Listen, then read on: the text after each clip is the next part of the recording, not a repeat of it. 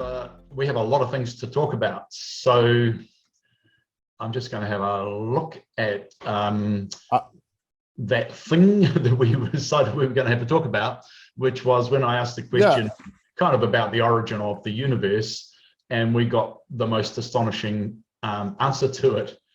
So the question really was about, go on. Yeah. Yes. So I was going to say the thing that really, a couple of things when you asked that it led to, right? So the first thing, maybe we go back and rephrase the exact question you asked, right? Which was your question, right? Which is what we're saying. Okay, I know we're here to explore lack and fear, which do not exist in the non-physical, right? Which is kind of a little bit what we're discussing today in our coaching call, right? There's a reason why we have to explore fear, right? It's this lack of whatever or fear, because it doesn't exist in the non-physical, so it exists here in the physical world, right?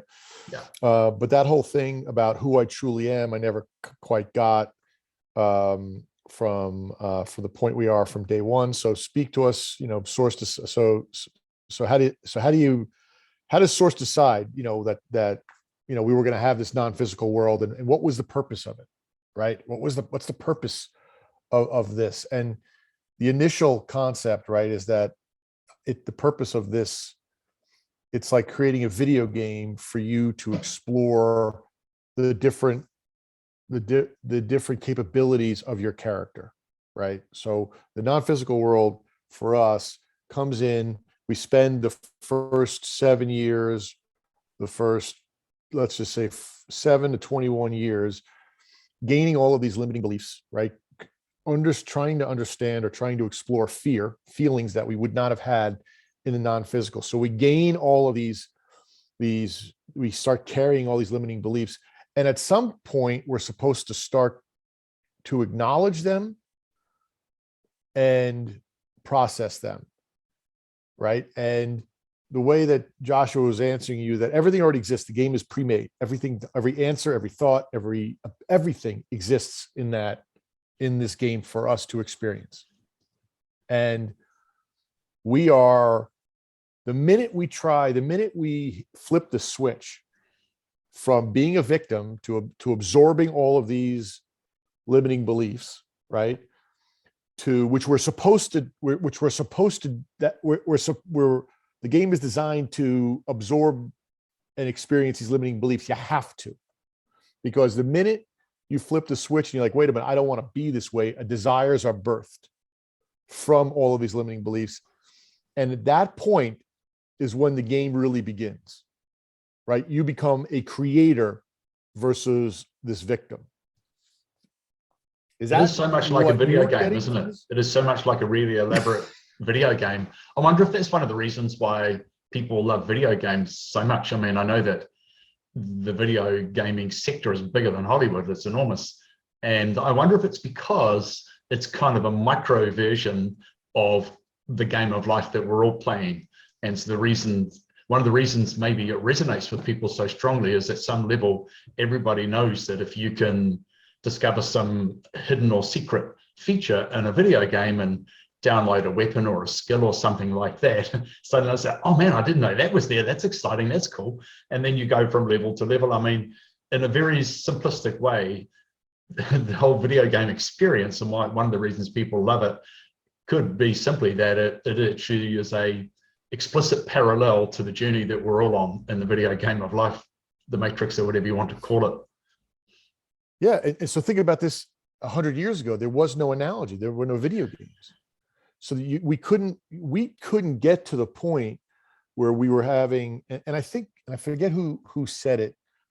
It was maybe it was Tony Robbins or somebody that had said, hey, the way you could tell if somebody is intelligent, right, is the way they use analogies, right? Because analogies are what gets you to experience life, gets you to experience knowledge that you are not previously aware of, right? So if someone explains a new concept and they give you an analogy to it, you can then go, oh, I get that. But if there's no analogy to Right. share it with, right, to Right. express, people are like, I don't understand what you're saying. Yeah. Yeah. So That's 100 years ago, that's there were none of true. this. Yeah. Yeah. That's a very good point about analogies, because you can reference it to something you do understand. And the Matrix in a video game seem to be very handy metaphors for the journey that we're all on. So in that question, yeah, where indeed I did ask about one day, so to speak, Source decided there must be more to this. Let's create the physical universe so we can explore the things that don't exist in the non-physical. And so Joshua said, so imagine Source. Source asks, who am I? And your next question is, what is the source of that question? Boom, physical reality is created. And then they say, who am I? I am. Everything is between those two statements. Who am I? I am. All the potential possibility is between those two statements. I mean, that's I didn't quite expect something that profound. I mean, I thought it was a good question because I like my question and I've been wondering about it, and I'm fascinated by the origin of the universe and all that stuff. But I didn't expect that kind of, that's sort of out of philosophy. What is that thing? I think, therefore I am. Whoever said that, Descartes or someone, I don't know who said it. And well, it's biblical, right? I mean, it's what Moses asks the quote unquote burning bush. It's the exact question. You phrased it differently. Who should I tell the people, right? Who should I tell the people bestowed these commandments on me? I am that I am. That's the only time in the Bible it ever mentions that. And for Joshua to use that specific framework to answer your question in regards to how Source created the physical is uncanny. It's unbelievable. I'm really pleased you brought in that burning bush story. I haven't thought about that story in decades or heard it, and I'm gonna Google that afterwards. That is interesting. Yeah, and it's the only time in the Bible that go on. It's the only time in the Bible that God actually mentions who He is. Yeah, because I both had Catholic upbringings, and I that's not my path to spirituality anymore, but I've increasingly been acknowledging the impact it has had on my spiritual development, and some of the mystical aspects of Catholicism really do intrigue me. And statements like that, the burning bush story, I suddenly remembered how powerful that was for me as a kid, and I didn't know why, but I am that I am. Like that kind of stuff, I just love. I just love it. Right. You think about Popeye, that cartoon character. Yeah. Like there are so many elements. I am that I am. I am what I am. Right. It's like these are all these things throughout our life have been, strung together, a chain of events repeated for us, but we haven't been aware of why or the reason. Right. So somebody was inspired to give Popeye, that cartoon character from the 70s and 80s, in this saying, I am what I am. Like that, literally straight from the Bible. It's straight from Source. It's who we all are. Like, you know what I mean? And Popeye has to feed himself. Well, what are we feeding? Are we feeding ourselves limiting beliefs? Are we the creator or are we the victim? Are we the creator or are we the victim? If we keep asking ourselves those questions. I'm just looking at the next part here, which I'll read in a minute. But what you're saying now is actually a very high level concept, because many people have done a lot of work around being a victim of circumstances, and then working out, well, I can understand how I attracted that thing I did or didn't want in my life, and it didn't happen to me, I created it. So people start to unravel and unpack and see their way through that idea and realize, I am the creator of my life. But that's you can see, I can see I might have attracted this thing I didn't want, and now I don't want to attract that anymore. But to take it to the next level, where you consciously and deliberately say, I am the creator of my existence in my life, to take that from the intellectual to a deep knowing, that really requires the synthesis of the one's physical self with the non-physical self, right? It becomes, when you become a blended being, where you are the person living in the physical, but you know that you are the non-physical or spiritual or soul essence, and you start to live the physical life as you would in the non-physical. And I guess when you get to that point, you probably aren't going to be coming back for any or many more incarnations. And we were sort of joking this morning in our session that if you were able to see through the illusion and work this out as a kid, well, you'd be done and dusted and out of there. And all these parents would be losing their children at an early age because they worked it out and they checked out. So the illusion, the escape room, the video game illusion has to be very powerful, doesn't it? And it's, I don't know, I forget who it was that made that analogy of the escape room, but it really was smart. And now Jen, and I love Jen's sort of, and Jen had got that great analogy of, hey, and today's coaching call was on the Joshua Teachings coaching call today. There was a flip of a switch for me when Jessica, our in-house resident, coach, she had said, and it was through Jen started those questions, which was great. She's like, I don't understand. Like, we come here, we have no choice but to develop these limiting beliefs. Like, yeah, it's the barrier to entry to the game.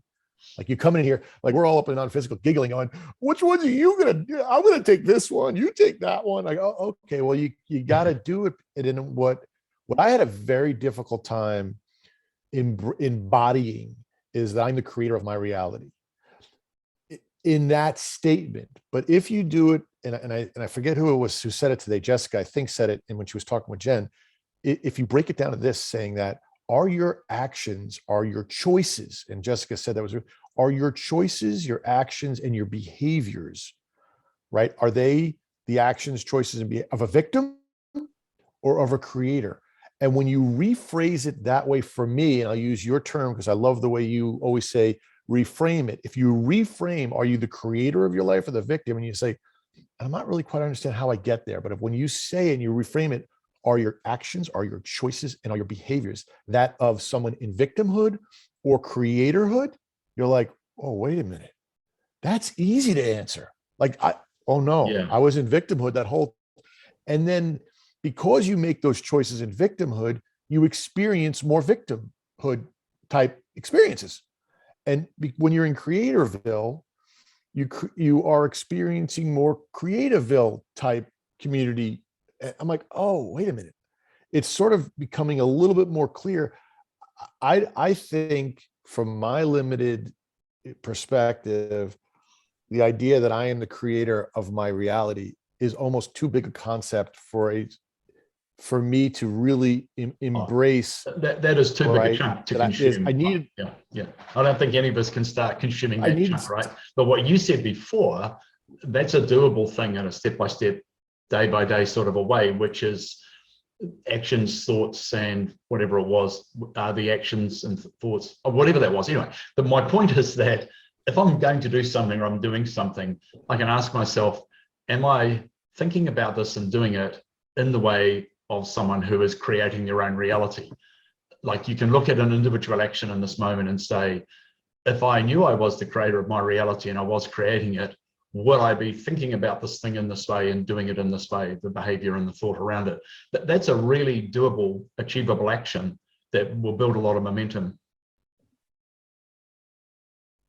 Right. And then if you continue that and you say, okay, after you make those choices, right, and then you have to, because then we talk about living at the end point, then your behaviors and your actions need to follow those choices, right? They need to mimic each other, right? You can't do one without the other. If you just make a choice to, in a limited situation, to be in Creatorville versus victimhood, well, then that's one aspect, right? Then the second aspect is, well, then what are these more inspirational actions that you need to follow up with that, right? Because and Jackie Seiden does a great job in her Evolution Pod Club in one of the episodes in December, where she says, okay, we've birthed these desires, and the way you water that seed,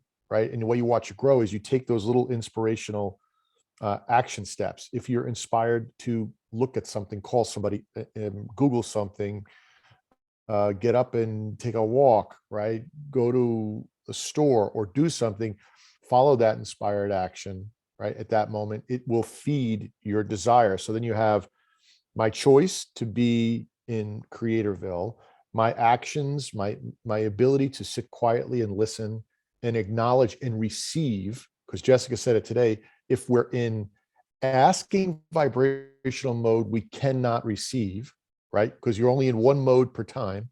So if we're asking for help, we're not receiving help. If you sit quietly, right, and wait to receive, you will then right, your choices will lead to actions, which then your behaviors and your feelings will then match your choices, right? All those things need to line up.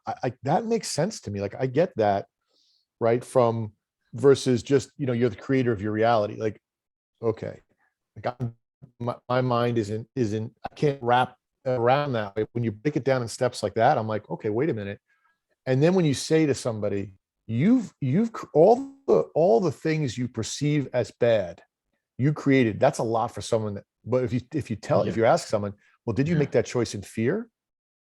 Or did you make that choice in love? And you're like, well, I made that choice in fear. Well, you got more fear. And you're like, okay, I can accept that. Right. I mean, it's like, I'm like, oh, I see that. Like, so today was a really, I think, interesting, and I loved what it kind of tied to what your question, because if Joshua was saying everything's already here, if everything already exists, and it's all about what we are choosing to pull into our experience to wrap ourselves in, and I get that on every level. Like, okay, right? It starts with that choice, and I think Jessica said that today too, right? It starts with that choice. Like, which way are we choosing? Yeah, this particular segment, which is about relationships with children, I never got around to having children, so I did wonder if I should even bother to do this segment. But this third week or whatever we're on to now is just astonishingly deep, because it's delved into the inner child and the idea that our fundamental views and core beliefs, limiting beliefs, are formed by the time we're 7. And it starts with the idea you're born perfect and you're still in tune with the non-physical, where you can create anything you want. But you quickly feel this new feeling you've never felt before, which is hunger.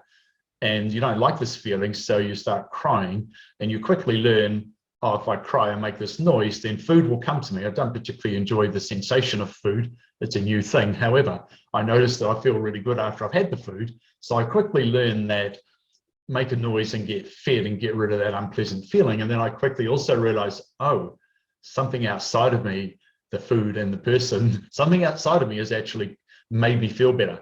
And suddenly it's not just my own creation of feeling better. And that is the beginning of the core limiting belief that all humans have, which is that I am not the creator of my reality. So we often talk about core limiting beliefs, and people talk about core negative beliefs and all that sort of thing. But this is saying that is the number one core, only the one and only core limiting belief, and all the others are primary or deep-seated limiting beliefs, or whatever they might be, such as lack and unworthiness and need to be appreciated. Those sorts of things are at the next level. So that, I mean, it's very deep, but it's pretty good. And it comes back to this thing: if you then realize all of that, then you come back to where we were talking before, which is I'm a physical being and I'm the non-physical being. And then you can, at our stage in life, you are then able to start to synthesize those two, hopefully, where you can start to live in the physical world as if you're a non-physical being. So, and I guess the ascended masters and, various gurus and, a handful of those people in the history of time, if any, really were able to be like that. And I suppose, the biblical Jesus is potentially an example of that. And I don't know much about the Dalai Lama. Maybe he is, maybe he isn't. And I don't know much about Gandhi, but I know he changed things with a, passive and, constructive approach instead of war and so on. But anyway, some people in the history of time have actually probably got there where they managed to synthesize their physical existence as a human with their non-physical spiritual or soul self or inner self or whatever you want to call it. But that is the reconnection. We've taken this massive detour from infanthood for as a tiny baby, and here we are, decades later, endeavoring to synthesize and put that back together. And I think you really hit it on the head. That really works for me. The idea that I'm going to do something or I'm thinking about something, and I just simply ask myself, if I was the non-physical version of myself, my soul or my inner self, or whatever you want to call it, the spirit, if I was acting as that person and I believe that I can create my reality, how would I think about this and what would I do? And I find that really uplifting and very inspiring.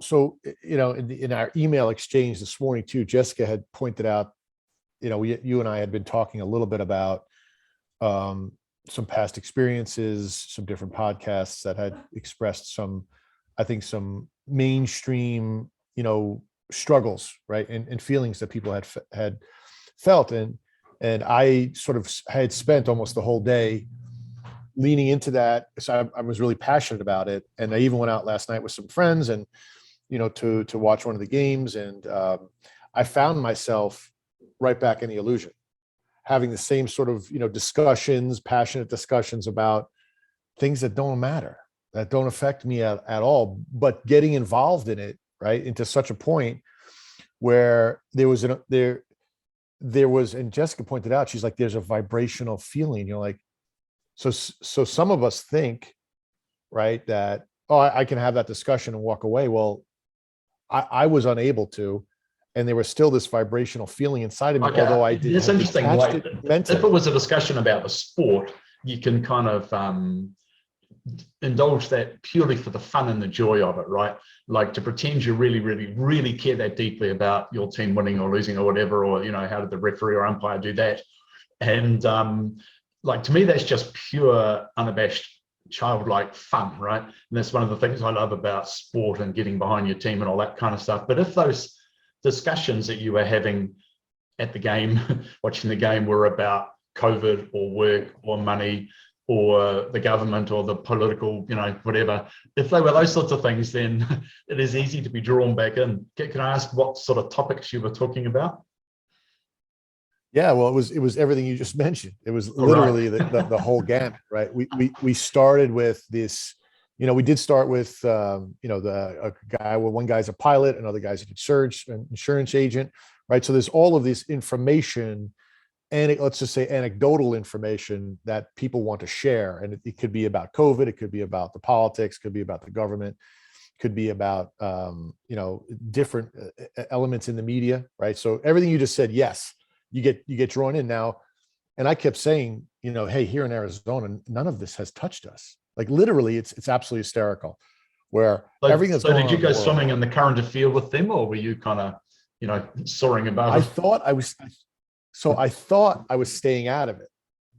I was joining in on the conversation, right? And there were things that I felt that I said, oh, it's super interesting. And I would say, yeah, we had this one guy's got an idea on taxes, right? How we could change the tax law, which is super interesting. And I'm like, wow, I really like that. That actually makes mathematical sense.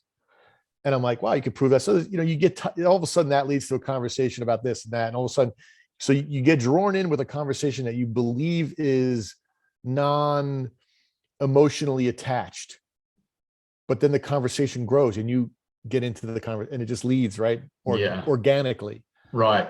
You don't start out by having a political, yeah, when you go political. I do find I'm getting I don't care. Pardon? I'm the same way. I could care less anymore politically. I just, but at least I thought I couldn't, but I found myself like reacting to certain stuff that I was like, why am I even reacting to this? Like, I don't care. Yeah, I've noticed that things like that, current events, politics, whatever, trigger me less and less and less and less. And I'm not particularly a fan of our current government, the party, ruling party, and our prime minister. And I felt that they were very successful and very popular in getting great write-ups overseas and all this stuff, because one thing after another just seemed to fall their way. And I thought, how is this happening, that everything that turns out looks like it's going to be a mess turns out amazing? Like, it was just thing after thing after thing, and the momentum grew. And so we had an election and they won for a second term with a landslide, like the biggest majority ever under our current system. And I thought, they have no substance. Like, how is this happening? And I thought to myself, wouldn't it be interesting if it unraveled in the same way that it had raveled? There's no such word as raveled, I think, but until now. But wouldn't it be interesting if that same kind of accidental momentum that took them to these great heights, which they probably didn't understand what it was necessarily, but at some level they were creating it, wouldn't it be interesting if instead of everything turning out sunny side up, it turned out the other way? And lo and behold, that's actually happened. And the Prime Minister's got her lowest ever approval rating, and they're scurrying like crazy to change our somewhat unpopular policies about the border and all this kind of stuff. So COVID, which is essentially what gave them a landslide victory and the Prime Minister her popularity, has now suddenly become the opposite. And they're seen as kind of draconian and cruel and hard-hearted. And it all happened because of a sort of a modern story about this journalist who put up this whole story. It's a crazy, crazy thing. She's a New Zealander. She's a journalist. She was working for Al Jazeera. She got pregnant to a German photographer boyfriend, sorry, Belgian. And we got this crazy thing at the border where she couldn't get back into New Zealand, even though she had applied for the wrong thing. It was her mistake completely, right? She wanted to come in on an emergency thing, which means you've got to have a flight within 14 days. Her flight wasn't for 30 days. So therefore the bureaucrats said, oh, I'm sorry, this is for 14 days. Your path is a different path, go this way. Anyway, so she strangely went to the Taliban in Afghanistan, where she had been working for Al Jazeera in Kabul, and said, will you take me in and will I be safe? So she did this headline grabbing thing, woman not able to come home to New Zealand and seeks refuge with the Taliban in Afghanistan. And so the thing exploded. I mean, in reality, she said she couldn't stay in Belgium, and that's probably because she had a 3-month visa, but there's a strange thing that New Zealand only has with some European states. She could have had 3 months in Belgium, Netherlands, Germany, Spain, Italy, France, and some other countries, right? So she could have basically just circulated in Europe forever on that visa. So the whole thing was just completely unfactual, but everybody just took the media value of it, and it's been the undoing of this government's popularity and became the touch point for the cruel, hard-hearted perception of the whole thing. So it's fascinating to me, but a very long story. But what I want to get back to is that until recently, the Prime Minister annoyed me, and I'd read stuff about it and I think, oh, blah, blah, blah, and I'd have a negative reaction. But I found myself thinking, oh, this is fascinating and ironic, and not that I want to support the Prime Minister necessarily, but I think she's being very harshly judged here. Like all of this negative sentiment towards the government and her is completely wrong as to the facts, don't support it at all, but the sentiment has changed completely. And I thought, this is a fascinating irony that, in my opinion, she rose based on nothing, and now she's falling based on nothing. And I thought, I was actually able to say, genuinely, that's pretty tough on her, and it's completely unreasonable, but she doesn't have a chance of fighting, essentially it was her versus motherhood, and nobody's going to beat motherhood, right? It's the fundamental human thing. No. So it was very interesting for me that it didn't trigger me anymore, that I had some empathy for her fall, but I had realized that she had risen based on what I considered to be nothing, and she's also fallen based on nothing. So it's a very strange world we live in, and COVID has been her making and her undoing. So, unbelievable. And I think we can almost take that story. Look at what's going on in Canada, right? With Prime Minister Justin Trudeau. I mean, yeah, he was a darling, right? I mean, he literally was, I think 2 or 3 years ago, right? I mean, you couldn't read enough amazing things about the guy, right? I mean, he was going to be the new wave, right? Of people that, the new politician, right? Whatever, young, good looking, in touch with his people. And now you have literally 50,000 truckers surrounding Ottawa, turned their trucks off, got out, wow. And says, we're not leaving until we talk to you. Wow. And the news isn't covering it. No one's covering this. There's 50 miles of truckers surrounding the Capitol. And these truckers are out, they're cleaning up the streets. People are coming out and giving them food. It's a very peaceful way to express your feelings, and I think both of our countries agree that peaceful expression of your views is something that we hold dear, right? I mean, peaceful expression of what you're feeling is something that both New Zealand and America feel is important. So now, and he's now in hiding. So he literally took his family, went in hiding. I wasn't aware of that, because he had a similar rise to fame to our Prime Minister Jacinda Ardern, because she's young. Yeah. a young woman, and then she's had a baby while in office. And so like for younger women, or women of all ages, really, really resonated. It's like, oh, you're breaking the glass ceiling, you're doing this, that, and the other. And the world press were writing her up and saying these incredible things about her going back to when she got into office. And I read it and I thought, well, I don't really believe most of that. And likewise, all the negative stuff they're now writing about her, I don't believe that either. But it just, isn't it fascinating? Like, what is the higher principle at work that, in my description, she and her government rose based on what I consider to be nothing, and they're falling based on nothing? Like, what is the momentum? Was that because they didn't actually understand what they were doing to actually ride that public feeling? Same with Trudeau, like this, exactly the same situation. A little bit like Boris Johnson too, perhaps, although he's a different case again, a little bit different. He's actually been the clear architect of his undoing, because he's been holding lockdown parties. He's a naughty boy. He was always a naughty boy, though. You can tell by his hair. The choice is, but you're onto something, right? So where and you asked the question. I don't have an answer for this, nor would I presume to. But where were the choices they were making coming from? Were they coming from a place of love, or were they coming from a place of fear? And I think, for what I'm starting to realize is that, so we say, once again, this goes back to, your question was so brilliant, and I've been rereading your transcript from that episode, Joshua Live 355, right, where what he's saying is that when you make choices in victimhood, when you make choices in fear, you may feel empowered to make that choice at the moment. You may think you're doing it for X, Y, or Z. The core resonant signal, the vibrational signal, is victimhood, is fear. That is only going to bring so much more. So if you're going to plow through it, if we're going to carry that, and there is a certain period of time where you can muscle through it, right? Physical world, we can control this much, and then it brings you to your knees. Okay, I think so they're all, every one of those leaders. You've answered the question, right?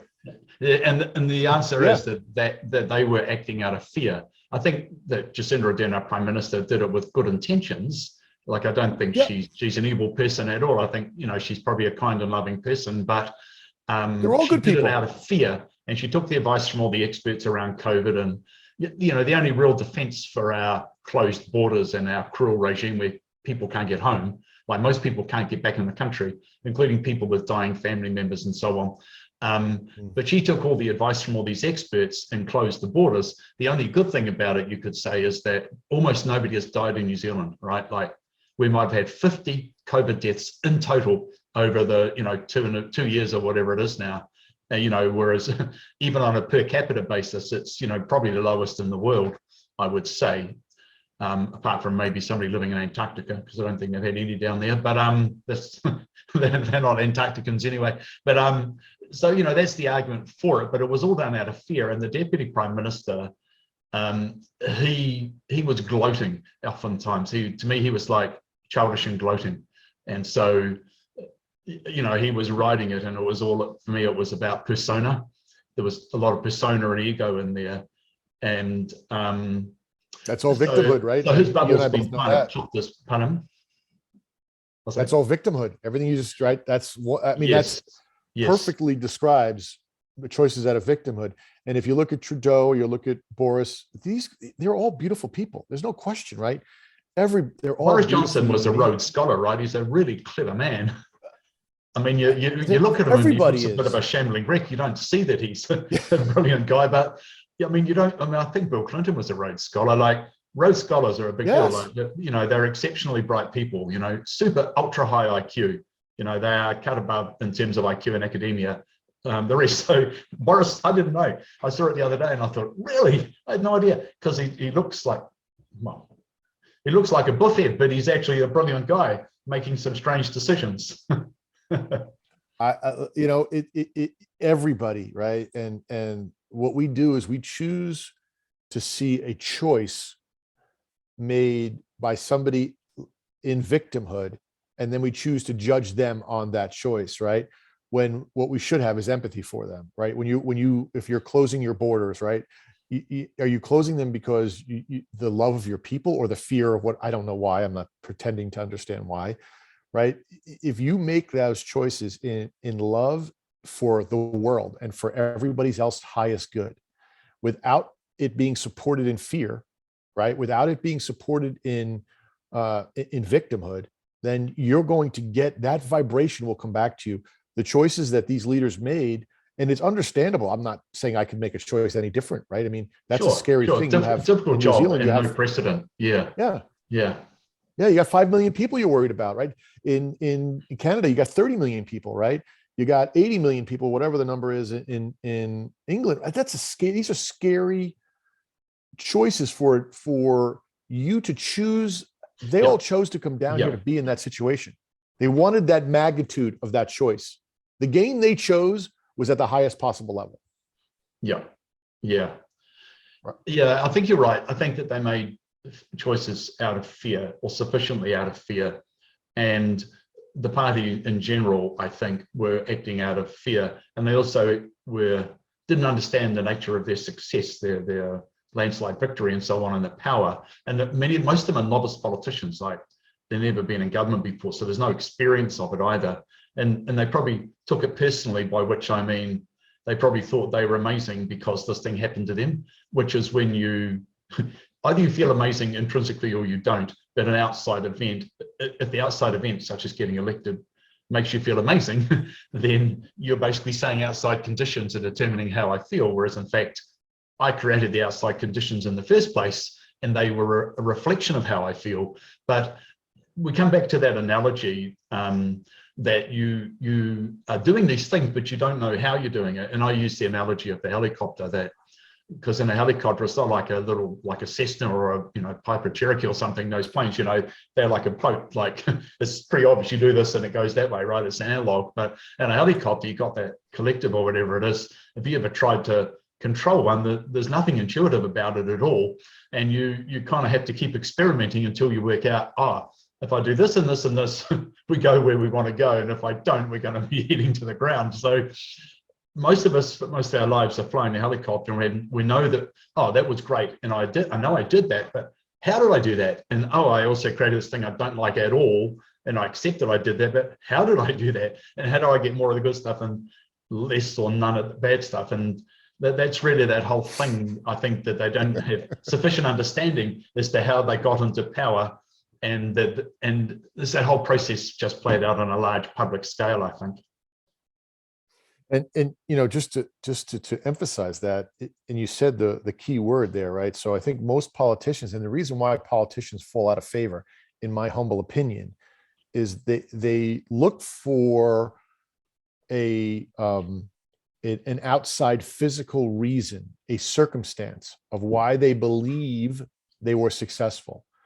Then they try to understand that condition, control it, and repeat it. And if you're trying to control outside condition, right, that is once again acting in fear and victimhood, right? Control is the number one, but they all do it, right? What's the formula, right? I mean, how many times have you heard that? What's the formula for success? If you're doing things out of love, so the people you spoke about before, the Dalai Lama, could have been Hare Krishna, right? They could have been Jesus Christ, could have been the Buddha, could have been, and Mother Teresa, any of these people, these beautiful human beings, they never fell out of favor. They never thought they had a formula for success. Everything was done out of love. They didn't look to repeat anything. They just acted in our original conversation, the original way we started this, they acted in love. They made choices in Creatorville, not out of victimhood. And they never fell out of favor. Right? Yeah. When you make those choices, right, in control, eventually it's gonna, you and I both know that firsthand. You can't. Yeah, you've explained that very well. I think we already got somewhere with that. That it's where those choices come from. It's where they come from. And with politicians, they too often come from fear or ego or persona. And persona and ego is really about fear anyway. But if they come purely from the stream of love energy, then they probably wouldn't be in politics, not many of them anyway. My partner Trace has this concept where she said that anybody who really wants to be a politician that desire alone should disqualify them from being a politician. She said people should just be appointed and have to do it, because the people that want to do it, that already counts them out as having the right motivation. Like jury duty, right? Like jury duty. Yeah, exactly. You don't have a choice. No, you're going to be a member of Congress or Parliament for 3 or 5 years or whatever it is. It's like, no, I'd rather do jury duty any day. I want to read another tiny bit from what Joshua said, and this was about who am I, and then what is the source of that question? The source of the question is love. Who am I? I am love. I am all that is. So you can imagine how blown away I was when they started talking this way, because it's so profound. They also said, imagine that every thought that has ever been thought exists in the stream of consciousness, and every thought that will ever be thought exists in the realm of potentiality, which is not just thoughts, it's everything, essentially. As you were saying before, everything exists already. It becomes visible to you when you have the right vibration. Well, and continue, right? Because I think you say it there. That's the answer too. As one raises their vibration, they unlock potential thoughts, potential ideas, new technology, new inventions, new science, new art, all inspired, coming down. And if we're focused on the problem, right? If we're focused on why I don't have, on the lack, right? That's where we're getting. But if we take that moment and we vibrationally match with what the potential is, what the potentiality is versus what the problem is, we unlock all of that. Like, that's a big concept, right? Yeah, it is a big concept. It's a huge concept. And I was just listening to, maybe it's podcast 358 introduction this morning, and Joshua specifically mentions that if you're desiring something such as money or a mate or love because you don't have it, then you're inadvertently focusing on the lack of the thing, and you're attracting more of the lack of the thing. And people say, I've done all these affirmations and I have all these statements and these, processes and systems I use, and I'll think of the word I want, and practices, whatever. And I'm affirming that I'm wealthy and blah, blah, blah, and I want money and, I deserve money and all the rest of it. But if their central vibration is saying, I don't have it and I want it, then the real message is what the universe is picking up on, which is, oh, that person's interested in exploring more about the not having of something. Let me give them some more not having. I'll give them an abundance of not having. It is an abundant universe. It's just that your abundance is the not having abundance, the abundance of lack. And it's not until you let go of the attachment to any of those things and then allow yourself to raise your vibration and then attract all the beautiful things that match who you now are, that all the things that you previously desired, if they're relevant, will come flowing to you. But if you get to that state, then you won't be feeling the lack of love or money or health or anything else. Not easy to do, I have to say. Sounds easy. But you said it beautifully, right? And Dr. Wayne Dwyer, an author you've mentioned numerous times and you enjoyed, he wrote that book, A Wish Fulfilled. One of my favorite authors, Neville Goddard, has written, he wrote over 40 books about living it from the endpoint aspect.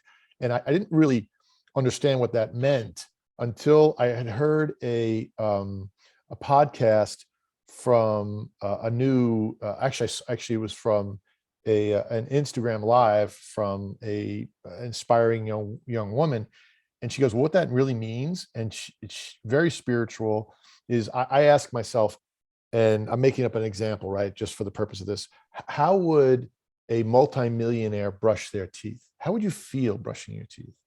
How would you feel? And she said, I brush my hair a very specific way. And how would you get dressed?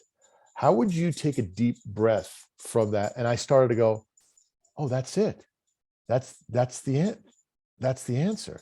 And I started to go to bed. I would say to myself, in how would I feel if I was going to bed as whatever, let's just, for the purpose of this conversation, say as a multimillionaire? How would a multimillionaire go to sleep tonight? How would he feel? And in that endpoint, in that desired moment, living from that desired moment, everything changes. Everything begins to get easy and you begin to have fun, right? How do I feel at the perfect weight? Like I feel, wow, I feel light. I feel great. How does it feel? How would somebody in the perfect way put their clothes on? How would they feel in their clothes? I would feel fantastic. I look fantastic. I actually started to see myself look different in the mirror. Wow. I'm like, holy cow, damn, I'm looking good. I mean, you actually start to see like, whoa, it's a very powerful concept. I was unable to understand the analogies, right? How we started this conversation until this really bright young, I think she's from India. She does live Instagrams from India. It was just, I was like, holy cow, that makes sense for me. She once again connected with me through an analogy that I was able to bring into my own practice, in my own daily spiritual practice, that gave me, and then it goes back to you, Rob, and you said this so many times, reframe that, how I do work. Now it's how I do work. I go into, how would a wildly successful entrepreneur, not responsible to anybody, do his work today? I'm like, oh, I'm going to do a couple hours now. I'll do 5 or 6. I'm going to take 2 hours off, be able to come back later. But everything gets done. And you're like, what? And I'm like, whoa, okay. I had a lot of free time today. Right. And then you got to sort of like, you got to back off that guilt, right? Because we were brought up, well, you got to struggle and you got to effort, right? A whole nother concept, which we can talk about. But reframing that, which is, a phrase that you've taught me very well how to use in my life, it absolutely changes the way you experience that moment. This is good. This is really good. I'm getting a lot from that. I'll tell you something I just noticed, that something I just realized and noticed about you, Jerry, is that your self, which is your spiritual leader and teacher self, is not just emerging, but has exploded out of the starting blocks. So you've suddenly gone deep into being that person you always were. And I know Jessica named it. What did she call you? The Tony Robbins of something or other. What did she say? She said, well, and that's kind of why I sent you that. Kind of like the modern Tony Robbins today. or the Tony Robbins of spiritual business or something. I don't know what it was, but I saw that and I thought, oh, she's seen that ages ago. But something happened to you in the last week or two, and suddenly that person's alive and well and shining. Well, thank you for that. And this is, I mean, I think it's done, I think in trying to make a difference for at my daughter's college, right? When they're going to speak there next week, and trying to truly make a difference for those kids, where you begin to pull the thread, and then they have to go do the work themselves, right? The idea that, how can I be of the highest good for myself and everybody there, with there is no attachment to the outcome. I just want to be of the highest good, right? I want to be of service. That's it, right? Whatever. I'm thinking in much more. I didn't mean to interrupt you. Oh yeah, go ahead. But I went and found that quote from Jessica. Oh, okay. Yeah, I put it in the chat, so I didn't mean to distract you, because Jessica said, no, I've said it before, right. And I'll say it again, Jerry is the Tony Robbins of the new approach to life. And that's because we were talking about a new approach to business, like running a business in a spiritual way. But so that feeling you have, I know that feeling when you're going to do that talk to your daughter and her college or university friends. It's if it's coming from a place of pure love, where you're not trying to be somebody or impress them or whatever. I know what you're doing. You're thinking, I have this information and I would like to deliver some of it in a way that's going to be useful for them at their stage in life and on their particular path and where they're at. And Joshua says that us retelling this information in our own way is immensely powerful. And you're at that point. It's a wonderful thing you're about to do. One thing I just want to say about young people is we know that they have a higher vibration than we do. We know that we all come in matching the Earth's vibration at the time when we arrive, but the Earth's vibration is constantly rising. And so therefore the younger people coming in at a higher vibration, which I wouldn't say it pisses me off exactly, but it's like, damn, those guys have got a higher vibration. It's like, am I getting left behind in their dust? And it's like, when I'm getting to my age, it's like, how can I get back up there, and be like at the forefront of the whole thing? And, can I be higher vibration? And you see the ease with which they adopt new ideas and new technologies. And you can see how easy it is to get really out of kilter with a, you know, kid of 18 or 14 or 16, you know, whatever your daughters are. And you can see that when you actually understand that what's going on, you can see how left behind and old-fashioned and old fuddy-duddy one could become very easily, very easily. But we don't want that. We want to keep raising our vibration. We don't want to get stuck down in the whirlpool, the vortex of fear going down, right? Like so many people of our age, it's kind of a downhill spiral as the fear grows and the world shrinks around them. We want expansion. We want all the good stuff. We want fun. We want the energy and the fun, right? You know, it's beautifully said, and we get tied down, and this goes back to those Joe Rogan podcasts that you and I have been just sort of riffing on back and forth, going, wow, this is super interesting, because we get tied down into this the victimhood narrative and everything. And then when we become that, we literally become that victim. Then we have kids, and all we see are the terrible possibilities that could happen, right? And we beat them down and make sure that no, and they're in Creatorville having a great time, going, we're going to do all these things, and we're like, no, you're not. That's right. You want, as a parent, you want to restrict their freedom, because if you allowed them to do stuff, something bad might happen, and then you would feel bad. So because you don't want to feel bad, because we find it very hard to own that, because we don't want to feel bad, we instead, you know, try to incarcerate them in terms of what they can and can't do. And we put all these strict rules around them. But if you look at kids who have broken those rules or didn't do those things, you know, didn't have that lack of freedom, they have more freedom. Like, you meet some amazing people who've actually managed to traverse things that you thought, oh my God, I'd hate for my kids to do that. But you look where they get to, you know, you'd rather the kid didn't go through that. But if they're going to do it, they're going to do it, and you can't stop them. And all you're going to do is defer their experience or their manifestation event. You know, you incarcerate them, take away their freedom. It's like, well, they're just going to have to make up for it later and have a bad decade after they're out of your control. Well, and here's the tipping point, which is why you're in this at this moment, because you're going to become, I believe, a resource for a tremendous amount of young people, right? Because so what's the difference?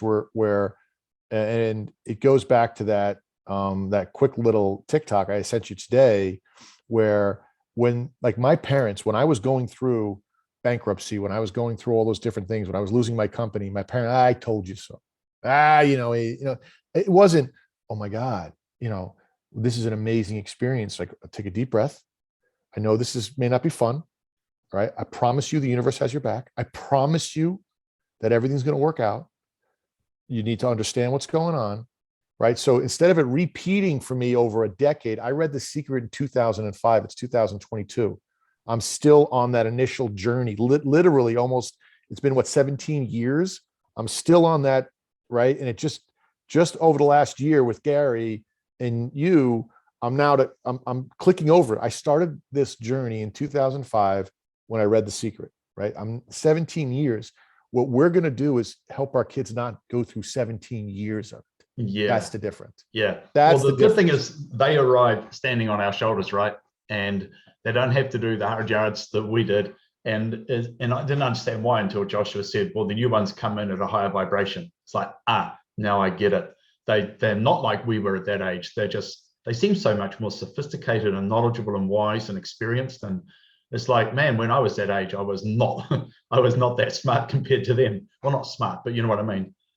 Okay, well, that was amazing. I think there's a heap more we could talk about from that question. And we also want to start to look at the new approach to business, work and money, and the spiritual approach to running a business, all that kind of stuff. So all of that coming up soon, hey?